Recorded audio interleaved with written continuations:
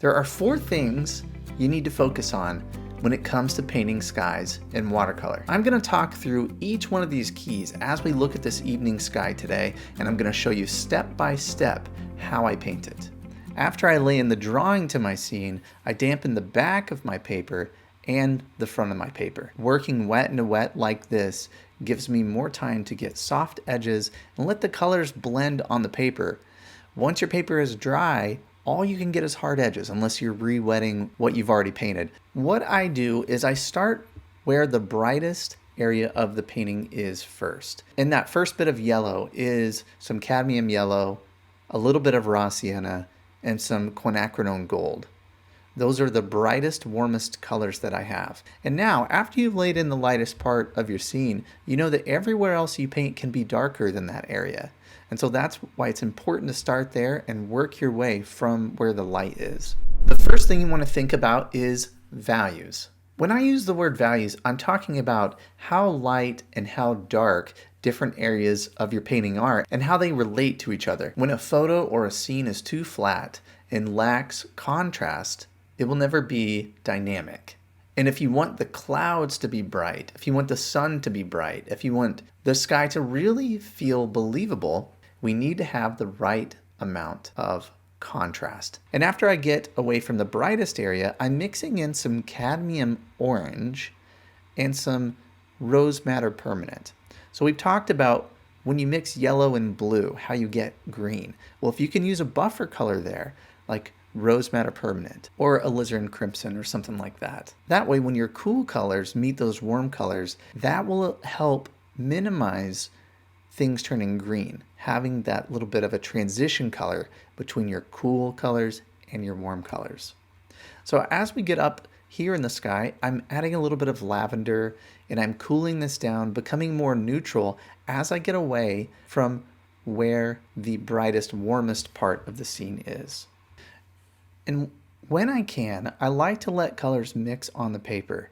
So by laying in this warm underwash, then I can go back in with a cerulean and a little bit of lavender and let those cool colors mix with those warm colors. And that creates a nice visual effect. So the paper is still damp. I'm getting a little bit of hard edge, but I can work from the damp edge of the sky. So I'm gently going in and adding a little bit of variation towards the horizon line. I'm using more lavender, more cobalt blue for those areas. And look at this lovely sky so far. You know, I could really even leave it like that, but this sky was a little more complex. Number 2 is paint consistency. How much water versus how much paint is something that you'll continue to practice and keep coming back to, and it's one of the most important keys in painting skies. The third thing is timing. Timing is so important when painting wet into wet. Working on that timing is absolutely important. And not only is it important in skies, but anywhere when we're painting wet into wet in watercolor. Let's talk about watercolor timing for a minute and paint consistency. So far up to this point, I've been using a large mop brush. This mop brush holds a lot of paint and a lot of water. Now, when I get to the point of painting the sky, where I want to have a little bit more control. I don't want to go back in to this delicate wash and use a lot of water. It'll just flow down the page. It'll cauliflower. It'll destroy what I've already laid in. So to avoid that, I'm switching to a larger synthetic brush. And this brush holds less water. So I can hold a decent amount of paint, but I'm not holding a lot of water. So those natural hair brushes, those large mop brushes that hold a lot of water, you don't want to use one of those when you're going back in to add the final values to your sky, when you need to have a thicker mixture of paint. That's why this brush is so helpful. And the more you practice paint consistency and timing, the easier things like this will become for you. And so I'm loading my brush up with some neutral tint and some lavender and cobalt blue. And this is a thicker mixture of paint. The paper is still damp. And that's why I'm able to get these wonderful soft edges. You don't have to blend it. You're just using wet into wet painting to create this lovely softness. It's a great part of our medium that we want to take advantage of. And the last key to painting skies is mixing. When we combine blue and yellow, we get green. And that's an issue in skies, especially if you're painting a sunset. So knowing what's on your palette, knowing how to mix it, and what's going to happen when it's on the paper is also very important. So that is essentially the sky in this painting. Now we're going to move down into what's happening underneath the sky. And I'm using, again, this is the first wash, but I'm still using a lot of paint to get to this value. Don't be shy with your paint. Get a good, nice, thick mixture.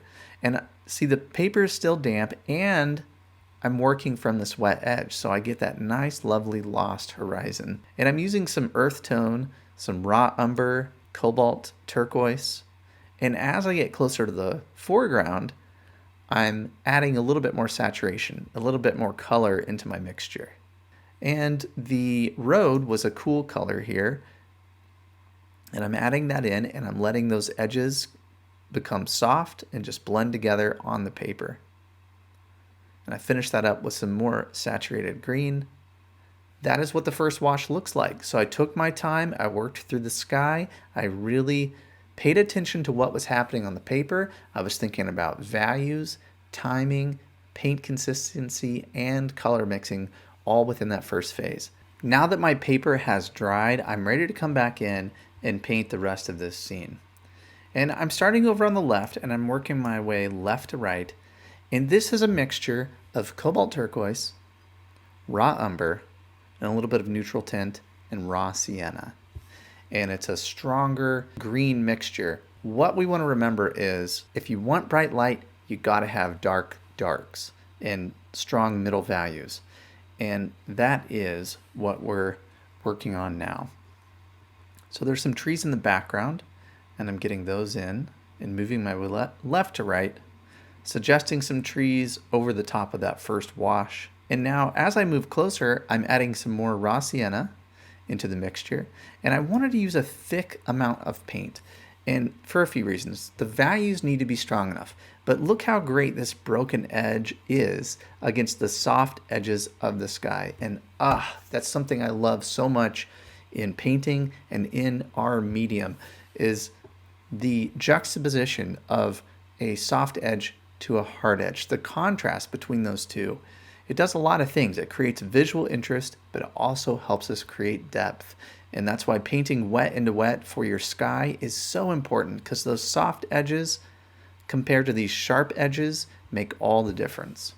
And I'm finding connections, trying to work my way through the scene here, adding some darks into that as well. And I have another tree that's more prominent over here on the right and also on the left. And again, that's another great example, the hard edge against the soft edge. I can take my palette knife and I can scratch in a few highlights. And this just gives the trees a little bit more believability, so it's not just flat and dark.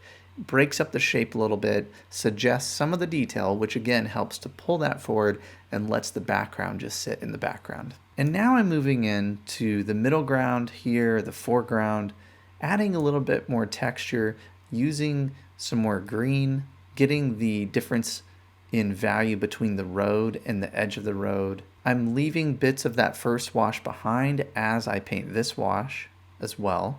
And having this texture, that difference in value, this light green with the middle value green over it, texture is a great tool to bring an area forward. And less texture pushes an area back. And I'm using my fingernail here and scratching in, just like what I did with the trees, a little bit of texture here and there to suggest some of that detail. And it's always amazing to me, once we get that in place, the rest of it reads like it should. We know that there's grass everywhere. We know that this is a field. We don't need to paint every blade of grass, but if we suggest a little bit in the foreground, our brain automatically can fill in the rest of that detail. And I'm coming in with a smaller brush now, putting in the little finishing touches. And this is great for directing the viewer's eye, showing the viewer what the most important part of the scene is, giving directional lines, adding a little more contrast in this third of the painting, which will help to draw the eye there. And I'm adding a little bit more texture on the road. And that's some lavender I'm using with a little bit of neutral tint. And we're getting really close to being done here. I'm using a rigger brush and adding a few little suggestions of sticks and grass and things like that. But I don't need to paint every blade of grass. Just a little bit of detail in a few areas. And that is a look at the final painting. When you are painting your skies in any part of your scene, think about your values. Are you painting dark enough? Are you thinking about paint consistency? In order to get to that right value, you need to mix rich mixtures. Use more paint and less water. A thin, watery mixture for your middle value is not going to be strong enough. We're also thinking about timing. When do you go back in with that fully loaded brush? Are you using a big, large mop brush that's going to destroy a soft, delicate wash? And finally, we're thinking about mixing. How do we avoid green in the skies? Use your transition color. That's why I always suggest practicing skies when you don't have time to do a full, complete painting, because we practice every single one of these in each sky that we paint. And those skills will translate to any subject in the rest of your scenes as well. Focus on these 4 keys as you take on your next painting. Have you ever been really excited about a painting and you get all set up, you find that right reference that you're excited about, and then it's time to go and you feel lost? You ever had that experience? Well, I have a free resource that I want to give to you today that can help with these problems. My 5 steps to plan a successful watercolor painting. I walk you through the crucial planning phase of your painting that will help you understand what you're going to paint first, second, and third. The planning is really so important, especially in watercolor. This medium is harder to correct. It's so immediate. So having that plan is very important. I send you a PDF that you can download. And the great thing about this is you can have it on your phone, you could print it out, and you can take a look at these crucial planning steps before you start each painting. All you have to do is follow this link here and download my 5-step guide to planning a successful watercolor painting.